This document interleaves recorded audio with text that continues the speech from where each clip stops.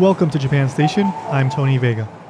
All right, so today we're going to be talking about translation. That's a topic that I've really been wanting to discuss on this show for quite some time because there's a whole lot to discuss in that really interesting topic. But before we get to that, I wanted to just point out a couple quick things. First of all, if you want to support the show and you can't afford to head on over to the Patreon and sign up, again, japankyo.com/Patreon, that is an immense help. But if you can't do that, that's totally fine. Just remember to subscribe to the show on your podcast app, whether that's Apple Podcasts or whatever it is. That really does help the show keep on growing because it leads to more people discovering the show. So again, hit that subscribe button, the follow button, whatever it is, whatever it is on your app, that really does help. All right, second thing, the latest episode of Ichimon Japan is out, and on that episode we talk all about Osaka. So I lived in Osaka for quite some time. My co-host on that show, Ryan, he also lived in Osaka for quite some time. So we talk about some of our favorite places and our favorite burrito place too. So if you love visiting Osaka and you love burritos,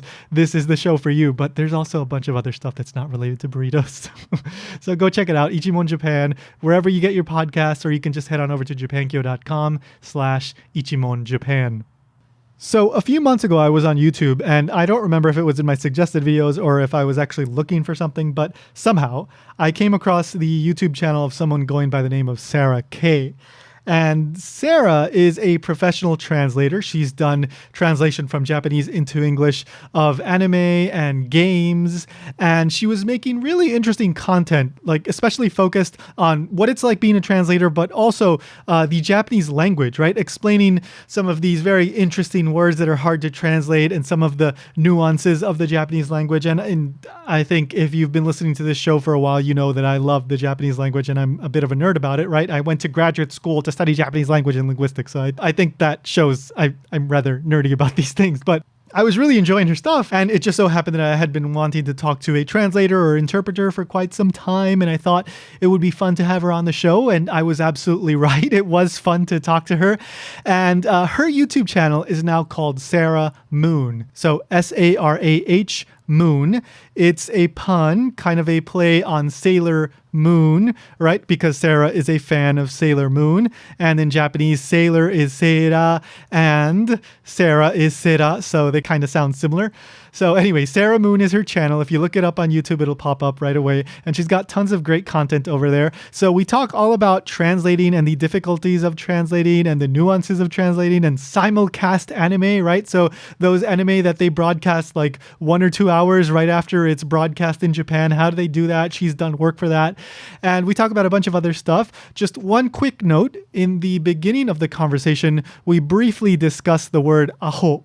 And in my audio track, it's I don't know, I think it's like a little bit unclear, so some people may not be able to make it out, especially if they're not familiar with the word aho. But the word aho is kind of like the Osaka Kansai dialect version of baka, which basically means like stupid or idiot. And we discussed that briefly as it relates to Sarah's experience with that word. So that'll be right at the beginning of the conversation, so you'll know what we're talking about right away. Anyway, let's get to it. Here's my conversation with Sarah Moon. The next stop is Japan Station. The doors on the right side will open.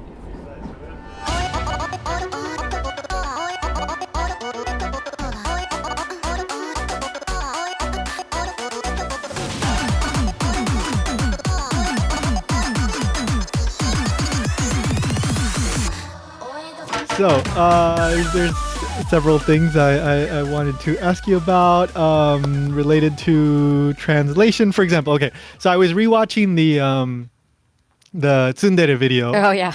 Last night. I really liked that video. And one thing, I mean, there's a few things I want to ask you about that video, and I'm not going to ask you to explain what tsundere is. People can go watch that video if they want to find out what that is. But yeah, don't worry even about watching that. the video isn't necessarily going to clarify it for them.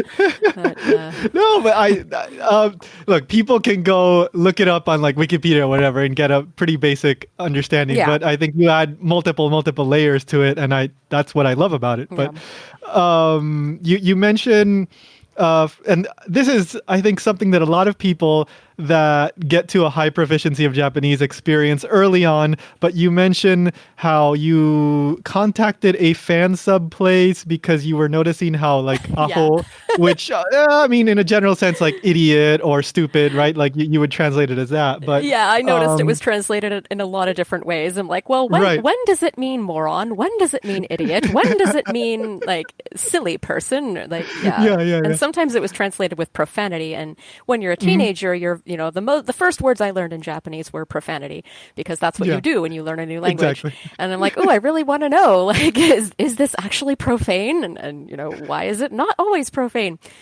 Yeah.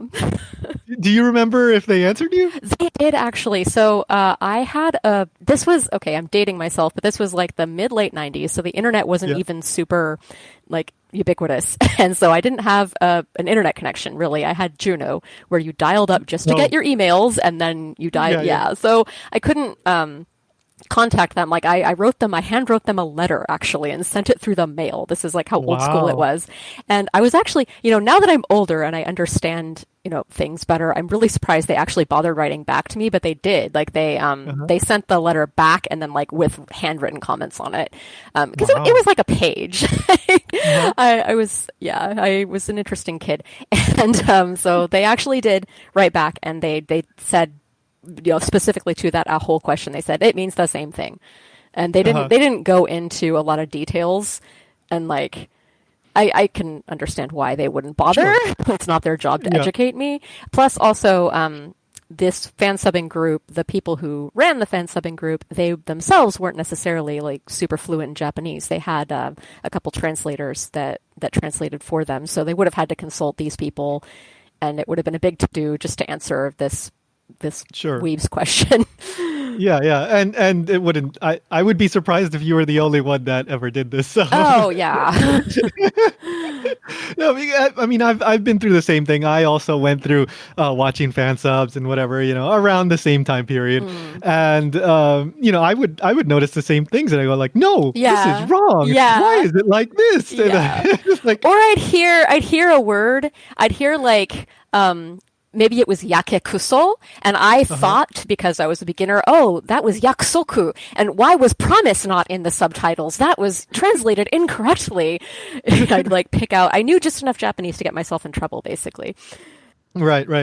Well, I in that same video, I love how you point out how, people in that kind of beginning stage, they just don't know what they don't know, right? Like you can't do what you do now. Like those people, those beginners, they don't have that understanding, but if they work hard, they can get to that. Oh yeah, definitely. Right?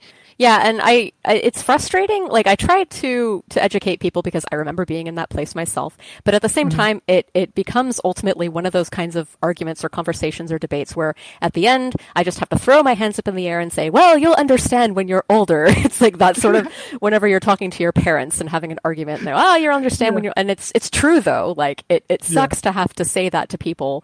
It's kind of condescending to say, "Oh, well, you're just ignorant, and you'll understand someday, maybe." But that's kind of all I can say in some cases. Yeah. No, you did another fun video with the Retsuko video, the one where you're talking about like I want more literal translations. Yeah, I was talking to my past self in that video, basically. I did another one years ago, like before a lot of people were watching my channel. Well, a lot of people still aren't watching my channel, but even fewer people were watching my channel. And I did another argument with my past self about which is better, subs or dubs in anime. Because my past self was all like, oh no, subs are so much better because, they're closer to the Japanese or whatever. And then my future self, my current self was advocating actually dubs, potentially can be better than subs. And my past self wasn't having it. So I enjoy having arguments with my past self. Well, I mean, I think what is important is that you're able to recognize in yourself that, well, first of all, your views may have changed. Oh, yeah. And second, that, they've evolved and now you're able to make a decision based on, so much more information, right? Yeah, I mean, rather than like, nope, this is it. I'm never going to change my mind. Well, hopefully that's how people are in life. You Yeah, you learn more things and then you yeah, modify your views about the world and stuff based off of the new absolutely. information that you obtained. Yeah. There's nothing wrong with being wrong, Yeah. right? Like it's okay. You can admit it and you go like, okay, now I can do something better. I can move on. I can learn. I Yeah, I can blah, mean, blah, blah. 10 years from now, I'll probably look back on my videos that I made today and cringe. So, I'm wrong today as well. All right. So, can you explain for people? I mean, we alluded it to right now, but localized translations Yeah. versus literal translations. Like, what's the difference, and why are you a proponent of what you are a proponent of? Okay, well, so literal translations are more. So the literal translation purists, generally people who don't understand Japanese fluently, they say that literal translations are closer to the original Japanese and Hmm. therefore more accurate. Hmm. Whereas localized translations, we keep in mind the audience that is going to be consuming the media, the content, and we basically translate it in such a way that it sounds like the content was originally written in English versus that it was in a different language and then translated into English. Right. So we want it to sound good. That's like my Yeah. short answer is localized translations sound good, and literal Yeah. translations might sound like someone whose native language is not English wrote them, or maybe a textbook wrote them, or a robot wrote them. Uh, Uh-huh. they're not actually more accurate or more correct because Hmm. you have to take so many other things into consideration when translating one language to another besides just words and Right. like syntax. You have to take culture into consideration. You have to take character emotions into consideration. You have to take into consideration that like maybe oki in Japanese means big, Hmm. and big in English means big, but when you say big in English, you can also mean grand, you can also mean important, you can also mean like big has all these synonyms associated with it. Oki has a bunch of synonyms associated with it. And the synonyms of both of those words don't necessarily all line up. Like they have some Right. synonyms in common, but not all synonyms in common. Sometimes in Hmm. the original Japanese script, if they're using the word oki, maybe they mean one certain synonym of the word that's not necessarily big, but it Hmm. doesn't match up with any of the synonyms in the English word big, so it's actually better to translate it as like grand or important or some other synonym that's not big. And then if Right. you're, a more beginner level of Japanese and you're listening to that and you hear oki and you're like, aha, I know oki means big. And I did not see Yeah. big, the word big, anywhere in this translation. Therefore, it is wrong. Um, that's where a lot of that comes from. Yeah. Yeah. Yeah. Yeah. It's. I mean, yeah. Like we were saying, it's easy to fall into the this equals this, and that's And it. It's that's like it. no, that's not how language works. Yeah, well, and then the other thing is language also evolves. So, Yeah. what used to mean one thing 10 years ago might no longer really Yeah. mean that thing today, or so you also have to take those things into consideration, which is kind of Yeah. Yeah. frustrating because I've especially recently I've been finding a lot of meme speak and internet slang sometimes is Oh yeah. perfect translations for Japanese stuff that used to not have a good translation, like urawaza. Uh-huh. I used to watch it was called Itoke no Shokutaku. It was this TV Uh-huh. show run by celebrities. It was like a Japanese variety show, but basically, Okay. they had this segment. I think this is Itoke no Shokutaku. I hope I'm not misremembering. But anyway, it was a show Yeah. that showcased urawaza, basically unexpected ways of doing tasks. And at the time, this was like the year 2000. I didn't know how I would translate urawaza, but now with internet culture, life hack or hack. That's basically Oh. the best way to Yeah. translate it. Like at the time, I knew what it meant. I knew what urawaza meant. I just had no Yeah. good English translation for it because we didn't really have a mainstream word that meant Right. that, but now we do. We have hack, Yeah. and Yeah. that's like the one example I can think of off the top of my head. But there's a few other like, current, like I said, meme speak, for lack of a better term, or internet slang that Yeah. it's very dated. Like it will no longer be mainstream next year, so I'm not allowed to Right. use it Right. in my translations because they Uh-huh. don't want my translations to be too, slangy and dated. Sure. For a Sure. good reason, because a year or 2 years from now, it will sound weird if I have, Yeah. for the win, FTW, my translations. Yeah. Yeah. Yeah. Yeah. Yeah. I mean, yeah, and going off of that, I mean, Japanese is what's called like a high context Content. Yeah, language. yeah. Yeah. So, well, no, is it you? I Yeah, mix that up too. Is it high context yeah. or low context? You need a lot of context to You need a lot of understand. context. Yeah, Yes. whereas Yeah. English, you don't need a lot of context. Yes. Right, right, right. So but what that ends up meaning, I think, is that you also end up with very, very flexible definitions, right? Yes. Very fluid definitions. So, or translations, I guess you would say, from Japanese into English. So Yeah. you have a whole lot more options when you're trying to turn it into English. And like, for example, in that video that you did where you're explaining like certain phrases, like I think it was like datte Yeah. Or or sasuga. yeah, sasuga. Yeah, yeah. Sasuga. Yeah, we have no single word that translates that. Yeah. Yeah, it just depends on the situation. It depends on how you're saying it, and to whom you're saying it, and why you're saying it. Oh, Yeah. Yeah, yeah. And something that I do watch anime and stuff in Japanese media without, looking at the subtitles and stuff usually. So sometimes if there's a word that I don't know and I happen to be watching a subtitle version, I will check because that is just super convenient to just have it there already. I don't have to look it up in the dictionary. yeah. But there will be like sentences or phrases or a word that I'm not familiar with because it's something unique to that series or to the Oh, lore. yeah. And then I'm kind of confused for a while, especially if I'm watching like a raw version, for example. Yeah. And then I only figured out later because it's been repeated several times and I kind of figured out, like, I guess, does that happen to you or do you get like keyword lists that tell Yeah, you like, so these are the tricky words? Thankfully, well, if the word you're talking about, oftentimes in anime, like especially fantasy or sci-fi genre, Yeah. they'll make up words by Yeah, like yeah, yeah. combining kanji together, and then they'll like sort of invent a word that's unique to that anime series. So whenever I translate anime, which is actually not that often now, the last anime I translated was like a year ago. But anyway, when I do translate anime, I do always get a Japanese transcript. So I can always see the kanji for everything, and I see everything written down, thankfully, because otherwise that would just be pretty hard. Yeah. And yeah, and then glossary also. Sometimes we are given a glossary of terms to work off of. And often I'll translate something in a group. Like maybe I'll be the only translator, but then there'll be like a quality checker, editor, and then maybe a project manager that oversees the whole thing. So, but sometimes I also translate things like with a team. Like I'll translate one part of the game or something, and then someone else will translate another part of it. So to keep the terms consistent, we'll either use MemoQ usually, which is an online translating tool, and there's like a built-in database. So if you come across a word that has been translated before, a bunch of suggestions will pop up in the right side of the screen. So I'll see, oh, somebody else already translated that term as blah, blah, blah. And then I know that that's how it's translated. But also there's a game I've been working on for a year and a half now, and it's a long ongoing series. So we have a glossary now that the team can access. It's a Google Doc.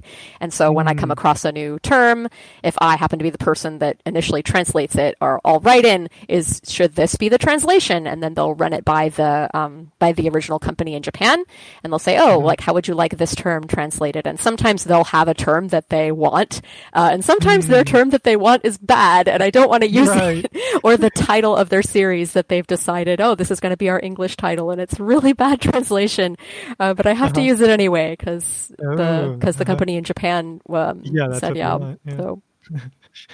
Yeah. Again, and another example of they don't really know everything they should know. Yeah, that too.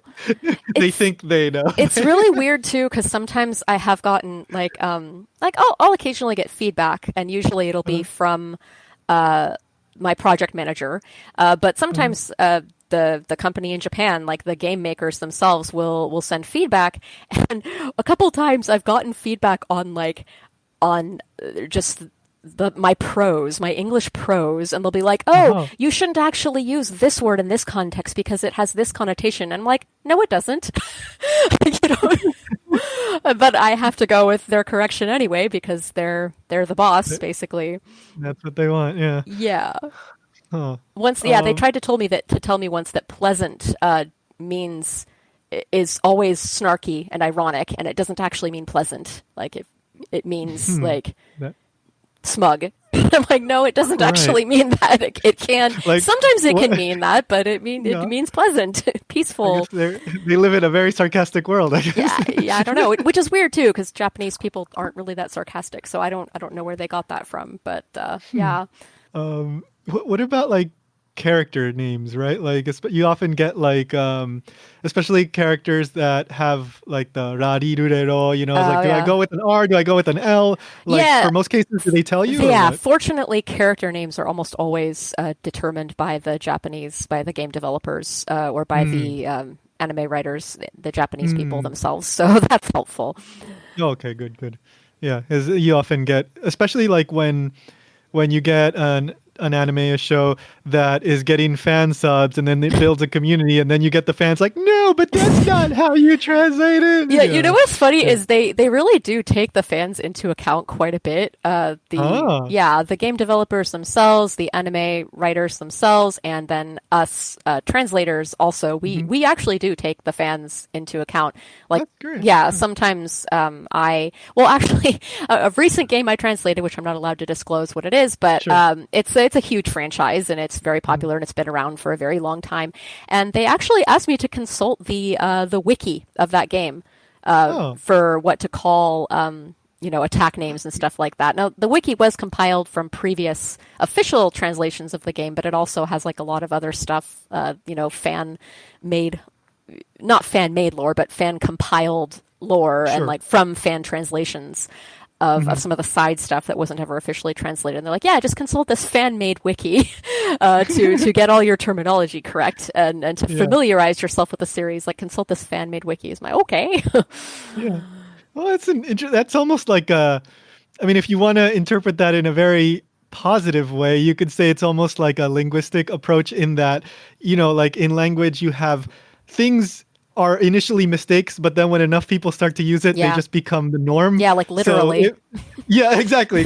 Yeah, literally now means literally and not literally because so many people are using it that way. So, I guess when enough fans do it a certain way, sometimes companies just have to do it that way. Yep. It makes sense from a business standpoint too. They want people to buy their product, so to keep them happy and show that connection. We are listening to you, and that's nice. Another thing I'm curious about is you did a video that touched on like simulcast translations. Oh, yeah. Have you ever done simulcast translations for anime? Or what was it? Okay, so can you explain what that is, and then we'll get into like your thoughts on it. Yeah, so my thoughts on that. So simulcast translating, basically, it enables fans to watch anime like an hour after it is officially released in Japan. And in order to do this, the translators of the translating team, I should say, it's almost always a team, they get access to the episode before it is aired. However, these episodes... Like how far before? So it depends. One company I was doing simulcast for, I got the materials about a week before the episode was aired. I always get the scripts. The scripts I would get as much as like a few weeks in advance. They'd send me like the first 6 episodes, before the first episode is aired. But then, as far as the actual episode itself, one company would send me the footage of the episode like a week before, and it was usually mostly an animatic with the voices. And maybe not the sound effects or the background music, but like you'd have the voice acting and you'd have an animatic. And that actually really, really helps. If you have just a script, you're going to miss a lot. Yeah. Even with the stage directions in the script, which they don't always have, the animatic helps a lot. But with another company that I did this for, sometimes I would get the animation to translate it like the night before it was due.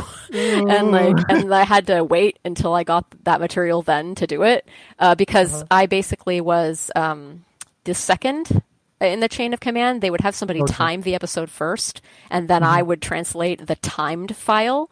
So the timer can't time it until they get that raw anime file. So for the first company I was talking about, where I'd get the materials, I wasn't really part of a team in that case, as far as I could tell. I was the translator, and then I probably had an editor that I never talked to, and somebody else was timing it. So maybe there were 3 people in that team.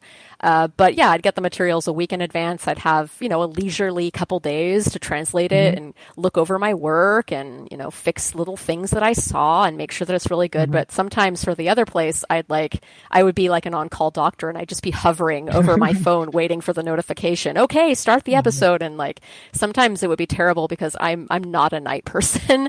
And sometimes I'd have to like stay up late until 10 or 11 p.m. to translate something that was due the next morning for simulcast. And like I can't do my best work if I'm falling asleep. Sure. And yeah, so it was kind of hard. And that among many other reasons was ultimately why I quit simulcast translating. That plus the pay just wasn't that great, like especially considering like that I had to be on call a lot of the time and work odd hours. That and other reasons were why I no longer simulcast translate. Yeah. Like, I mean, I'm Crunchyroll and I guess probably other places. Sentai and Funimation, and there's other places. Yeah, Funimation. Yeah. So I'm familiar with it, but I always wondered, like, do they get something ahead of time? Like, how is it working? Because you want to make sure you're putting out something good, right? You want to have enough time to do it. But I also hear, and that's the thing. I watch anime on Crunchyroll, and I notice plenty of mistakes in there. And like, there's a bunch of people in that team. There's editors and other things, and like, it should be better quality, but it really can't be when you're forcing people to have such tight deadlines and like work sleep deprived. It just can't be. You need fresh brains and fresh sets of eyes and to look over everything a day or two after it's been done to catch those mistakes. So I always feel like, okay, simulcast is fine because we live in this culture now where everyone expects everything now. So spoilers and blah blah blah. I understand, and I mean, even before simulcast anime translating, there were speed subs online where, like, as soon as the episode was dropped online, you'd have fan subbing groups like swooping down like vultures and translating it and then putting it up as fast as they could. It was a race to see who could put it up the fastest, and then that quality was a little bit questionable as well. But of course, the quality is going to be questionable. But yeah, I feel like you can have the simulcast. Go ahead and have the simulcast, but I would say commit to it being lower quality and don't have as many people on the team working to create a less quality product, and then instead a month or so after the fact go back and like fix the translations and post like an updated version later. So we have the okay version for simulcast and then fix it later. I think it just doesn't necessarily work with their business model. I have a feeling not enough people would want to go back and watch the better version. I think people are more interested in getting it now rather than later but better. Yeah. So when you're working with multiple people in that case, like, are you each getting like a certain like 5-minute chunk, for example? No, or how does that work? It's usually like each person on the team has a specific job. Like you have one person who does the timing, one person who does the translating, one person who edits. Like maybe sometimes there's more than one editor. Like sometimes there's an editor that understands Japanese and they're more checking for errors in translation. And then you have another editor that doesn't speak Japanese, but they're just quality checking to make sure, like they're really good at English. So they'll check like punctuation errors, diction errors, if it sounds good in English or not, if it makes sense or not. Yeah, each person on the team like handles kind of a different part of the process, but they don't work all at the same time, obviously, because, the translator can't translate until it's timed and then the editor can't edit until it's translated. So because of that, that also just kind of makes the process take longer than it needs to. Especially when you're pressed for time as it is. So I don't know. I feel like in general, it could be more efficient. But it's, again, it's just an impossible task to ask people to produce a really good product that quickly. Sure. Yeah. So in that video I mentioned where you talk about this, you point out how in an ideal world you would love to just have the whole series done before releasing it, right? Yeah. And this is something that I've noticed too, but like, again, we're going back to that whole, you need a lot of context for Japanese. So sometimes there are lines that you would translate a whole completely different way if you knew how the story ends, right? Yes. Yeah, it's been that way. Like there's been some cryptic line at the beginning of the series, and it was really important that the gender of a character be left neutral because it's revealed later Right. that that character's gender is female or whatever. But if Yeah. you choose a gender and you happen to choose he, him or something, and then it turns out, oops, like it was gender ambiguous on purpose. Yeah. But sometimes it sounds weird to translate something gender ambiguous. So yeah, it is important, I think, to know where the series is going before you translate it. So in cases like that, I guess you just have to kind of make the best decision possible. Yeah, you have to err on the side of ambiguity, I'd say, just to protect yourself in case you were wrong later, Yeah. or in Yeah. case that just turns out to not be the best translation. Right. Right. Right. But yeah, Okay. I've enjoyed when I have been able to translate an anime series, and I have been able to do this professionally a few times. I translated fan subs a while ago, and in that case, I was able to see the whole series in advance, and that was fun. Yeah. I wasn't as good at it, but it was fun. But since I turned pro, I have been able to translate a few series all the way through. You know, getting to watch the series first. One that I'm allowed to talk about because it was for Discotheque Media and I did not sign NDAs with them was Lovely Complex. Okay. And it's a shoujo anime series about it's a cute like slice of life rom-com where there's a girl who's very, very tall, and in Japan it's like girls don't want to be tall. You're considered unattractive if you're really tall, and she gets a crush on this guy who's shorter than her, and it's like, oh no, heaven forbid. And so it's just this cute, you know, how they got together story, and it's funny. But anyway, I got to watch that all the way through before I translated it, and it definitely helped me a lot. Well, for one thing, it helped me really like the series. I do a better job translating things if I like it. Which is unfortunate. I shouldn't give preferential treatment to series that I enjoy, but it's inevitable. We're human. You know, we're going to, you know, love the series more that we love. But it was really helpful to be able to watch that series all the way through first before I translated it, because then I knew where it was going, and then I knew how I should translate certain characters because I knew what their arcs were. So that was nice. But yeah, most of the anime I translated more recently is simulcast or one-offs. Like I've translated the first episode of a few recent series for cons. They like you know, pre-release, you know, grand premieres at cons. Right. I've translated a few of those, so that's kind of okay because it's just one episode and it's just for promotional purposes. It's not gonna, you know, become the official translation. Right. So there's less pressure. Then, all right. So, what is something then that you've found particularly difficult to translate, like a certain genre or type of story, or you know, medium? I guess like games versus anime, or like what? Is there anything that comes to mind? Well, like you said earlier, since Japanese is a either high context or low context, like you need a lot of context. It's been harder, I'd say, just generally.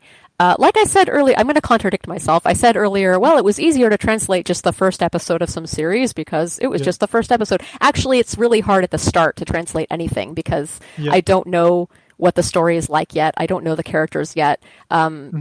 Simply just the hurdle of reading their names because they're always in kanji and often they're really weird names that don't necessarily exist in real life. That's a hurdle. But also just, I'm being unfamiliar with the story at the start always makes it harder to translate. But as far as genres go, I don't do so well with sci-fi. And a lot of it is because, I mean, I watch sci-fi in English, but a lot of Japanese sci-fi, at least the Japanese sci-fi I've had to translate, is more war-like sci-fi. And anything that's war-related, I just fall asleep for one thing. I'm just not interested in war.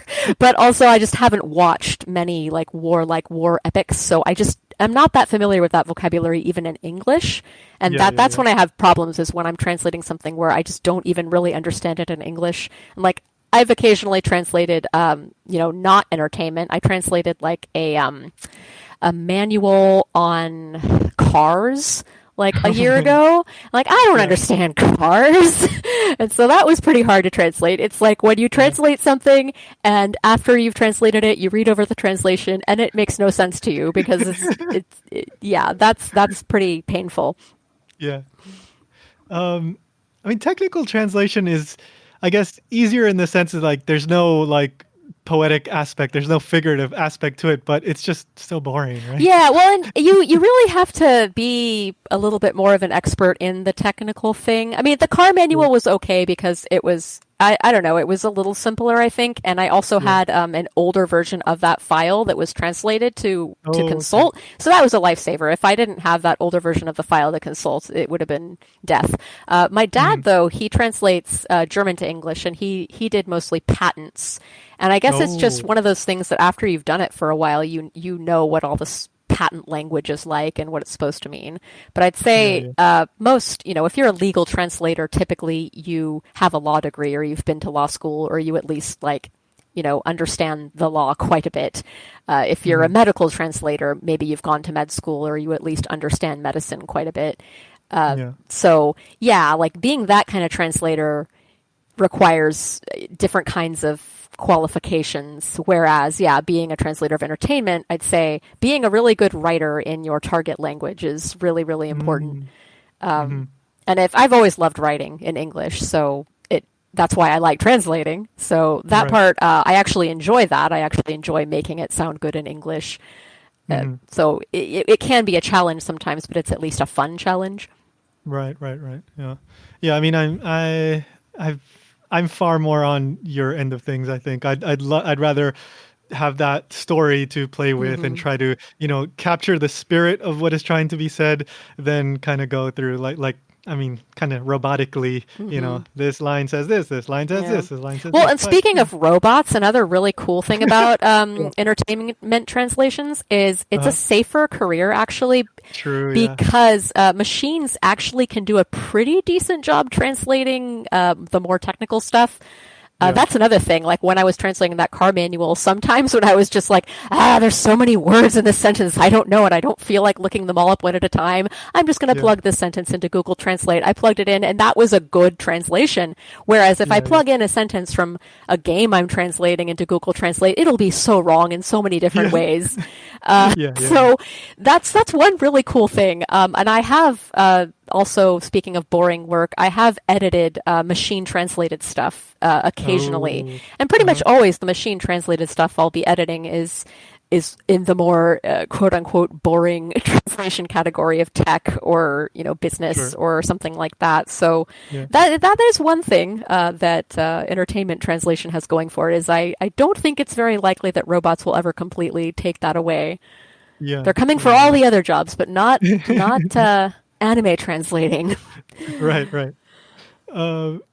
Just going back to something you mentioned that it just reminded me of, so from the perspective of a Japanese learner, like jumping into a new series in a new genre can be like really overwhelming because there's so many words you don't know. Yeah. But I when I was studying Japanese more intensively, I noticed that if I stuck to it, usually by around episode 5 or 6, I kind of had most of the recurring words that would keep popping up for the rest of the series. And then it got much, much easier after that. Yeah, like once you have a few words that you can cling on to, like that'll anchor you. Like sometimes if you have a sentence, even if you just understand one word and only one word in that sentence, that will already give you so much. Yeah. So, I mean, I was noticing that even when I was a super, super beginner of Japanese, I was in the middle of my first year of high school Japanese, but it's like I watched a bunch of Sailor Moon and, from that already I knew so many words, not all of them necessarily useful. Like I knew words like shoujo and otome and words that people don't even really use in conversation. But I knew a lot of words like daijoubu and yuki and kokoro and minna ikuyo and henshin and like... And I and koi and skidayo and like stuff like that. Like I knew all of that from what, and that is very helpful. Like that, those phrases and words are very emotional, and they can give you a lot of what's going on in a scene and with a character. So it's not a bad place to start. And like when I used to watch Sailor Moon episodes bootlegged because this was actually when Sailor Stars was being broadcast in Japan, was when I was super into Sailor Moon, and I was blessed to live in San Jose that had a Japanese video rental store nearby, just like 5 minutes away from my house. So I rented the bootlegged episodes of that and watched it in Japanese with no subtitles. And this was even before I was taking any Japanese officially in high school. So, I had no instruction, but even from that, like I was already starting to pick up just like single words here and there, single phrases here and there. And the animation was pretty enough and everything that I was really invested in watching it. And I'd seen the dub, the DIC dub, so I already knew. I was at least familiar with like what kind of, characters these girls were. So I also had that context to help me. Mm-hmm. So, I mean, it's definitely doable to just watch something that you don't understand at all. Yeah. So did you just stumble across that because you went to that store, or had you already been watching it with the DIC? Oh, I was already watching. So my Sailor Moon origin story is kind of funny. I came home from school and my brother was like, "Hey, let's watch this Sailor Moon show. It looks really stupid." And I was like, "Oh God, eye roll. That looked so dumb." And so we watched it to mock it, basically. Like we watched it ironically a couple times. But then I found myself mysteriously watching it ironically every day for like 2 weeks. And then by the second week, there was a climactic episode where everyone found out that Sailor Moon was the Moon Princess, and then I'm like bawling, "I love this show!" And the same thing happened to a lot of my friends. Like when I got them, like, "Oh, you got to watch this show!" Like, "Oh man, it's for kids. It's so stupid." And then like 13 episodes in, no matter what point of the show, they're always like call me up crying, "I love this show! What did you do to me?" So yeah, that's how I got into Sailor Moon, the dub, and then the dub ran out of episodes. It was canceled actually. Right. And so we were like desperate for more Sailor Moon. We knew there was more out there. Like we're like, it can't end there. Like it ended in the middle of a season with like no plot resolutions or anything. There must be more. And so we found a local video rental store. Like, "Oh, look at all this Sailor Moon." And so like we didn't know about fan subs yet at that point. Like we didn't know about any of that. So but we did have our Japanese video rental store. So we just watched them in raw Japanese. So then you eventually did you make the transition into sending your money order to get the VHS fan sub? Yeah, I did that too. Yeah. It wasn't Sailor Moon though. I didn't get Sailor Moon fan subs until well after the fact. Like it was after I came back from my year in Japan, so I didn't need them subtitled, but it was just a really cheap way to get the episodes. My first fan subs actually that I bought was Fushigi Yugi. I got super into that series because we saw while we were in Chinatown in San Francisco buying Sailor Moon merch, bootlegged, yay bootlegs, we found a wall scroll from Fushigi Yugi and we're like, "Oh, what is that? I don't know, but those guys are really hot." And so we bought it, and then we found that anime at the video rental store, and then a little searching on the internet, and we found, "Oh, there's this thing called fan subs, and we can get this subtitled." And so that's what got me into subtitles was fan subs was Fushigi Yugi. Gotcha, yeah. And then from there, shoujo anime galore. Well, once you open the box, you just keep digging and digging, and there's always more and more and more and more. Oh yeah. I'm curious if because growing up, your dad taught you German, right? And you studied German, and I'm wondering if German in any way helped you, or do you feel that German in any way was an asset to you, or it was something you could refer back to when you were studying Japanese? Not really, actually, because my experience learning German it was harder for me to learn German than Japanese, at least in a classroom setting. And I think it's because German was so similar to English that we were learning all of these official, like the names of grammar rules, like accusative case, dative case, all this. Like I didn't know what that was in English. I couldn't, write out, diagram a sentence in English to save my life. I never learned all that when I learned English. I just learned it.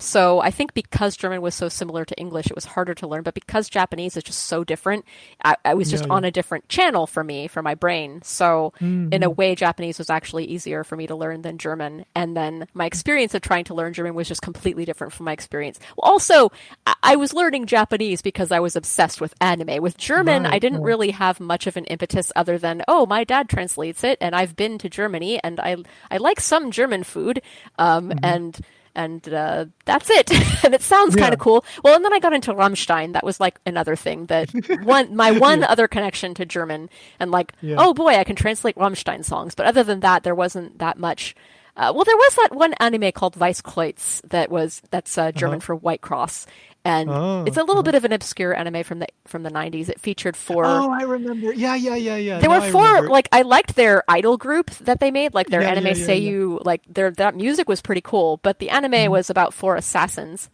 And it had Uh-huh. some German like words in it, like just to sound cool, obviously. And Yeah, yeah. some of the merch like had German stuff written on it, paragraphs Mhm. in German just to sound cool. But I translated that stuff into English for the fan community, and it actually made sense. So that was a cool thing Mm. about knowing German, and that was another reason for me to, pursue German. But other than that, it was really like I just didn't have that much inspiration behind German, but I had a lot behind Japanese. So Mm. that's ultimately what it was. It's like, well, I'm much more interested in Japanese stuff, but not so interested in German stuff. So Japanese.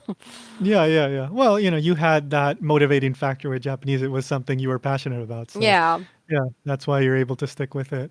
Yeah, German, Um, like I actually have translated a couple German things professionally, but I mhm. kind of did it through my dad. They were very short and easy too. Like Mm. one was a little tourism piece about bicycles in Germany, and another was like an opera singer's bio, and a few Mm. paragraphs long. It really wasn't that much. And then I gave them Mhm. to my dad, who then read them before he turned them in.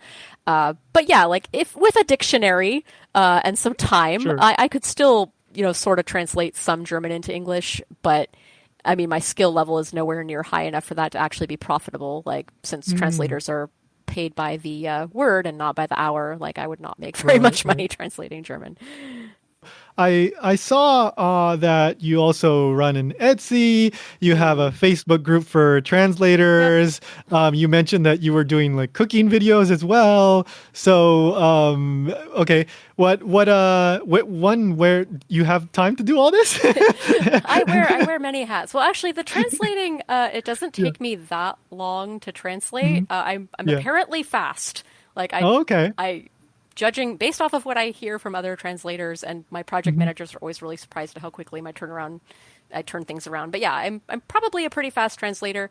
I Mhm. only really this is going to make me sound really lazy, but I probably only translate on average maybe 2 hours a day, 5 days a week. Mhm. It Mhm. varies. Like I was working on a project the first couple weeks of June, and I was working like 7 hour days, Mhm. 6 or 7 days a week for a little while there, but it all Yeah. averages out to about maybe 2 hours a day, 4 to 5 days a week of translating. So yeah, Okay. I do have a lot of spare time to pursue other things, and I've always been that way. I don't like limiting myself to just doing one Sure. Yeah. thing. So one thing I really like about YouTube is it does let me pursue everything I'm interested in. Like I like acting and singing and dancing, and I've discovered that I enjoy editing videos. I like Mhm. cooking a lot. I also like translating. I like writing. So I get to do all of those things. I'm crafting, so I get to do all of those things Awesome. at once on there. So what's the name of the cooking channel then? The cooking channel is Sarah Loves Food Gotcha. because I Okay. love food. But Who it's doesn't? I have been recently focusing on there more on how to save money on food. Partly just because our economy is really bad and Sure. everyone Yeah. is poor and needs Yeah. help. But Yeah. Yeah. Yeah. also I did a couple videos where I spent only $20 for 1 week of my groceries, and it didn't go viral, but it Mhm. the algorithm favored it quite a bit, and it blew Hmm. up much more than my other videos. And so I got like 1,000 subscribers from that video. Oh wow. And so because like kind of when you're a small channel, you kind of go with whatever video happens to blow up. It's like, well, Sure. I guess this is what my channel is about now.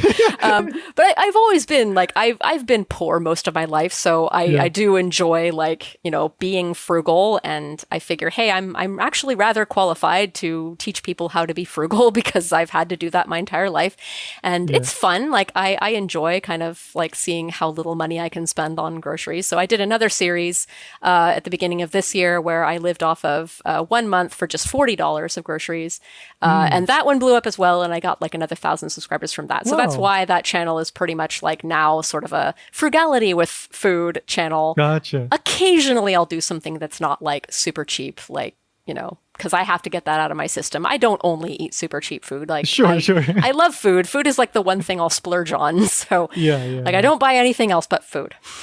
And then you make like crochet stuff for the Yeah. Etsy, right? I make amigurumi. I haven't really been aggressively pursuing my Etsy, partly because I need to get myself a PO box so I won't dox myself when I like Gotcha. have people send me stuff.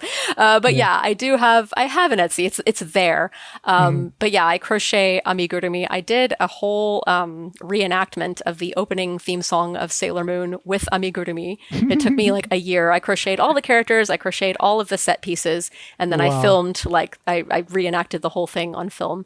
And from that, I still have like a bunch of amigurumi, and I'm like, well, I don't really want to keep these. I already have so many amigurumi. Like I crocheted my husband a lot of the characters from Game of Thrones Oh, wow. several birthdays ago, and and then like every subsequent birthday, I've crocheted him like a couple other characters. So we already have like 15 Game of Thrones amigurumi, and then like a lot of other random amigurumi that I've made. And I'm like a granny. I have like 20 Afghans in my house that I've crocheted, and yeah, like I love crocheting and knitting.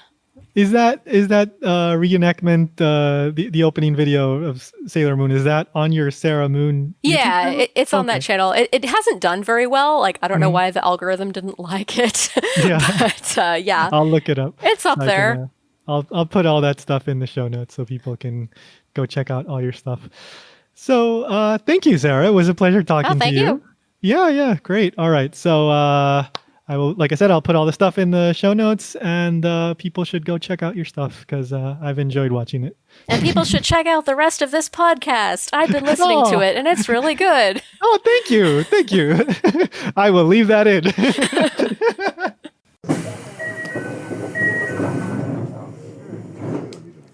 Once again, thank you so much to Sarah for coming on the show. I always love talking to people about the Japanese language and basically nerding out with them. So thank you for indulging me, Sarah.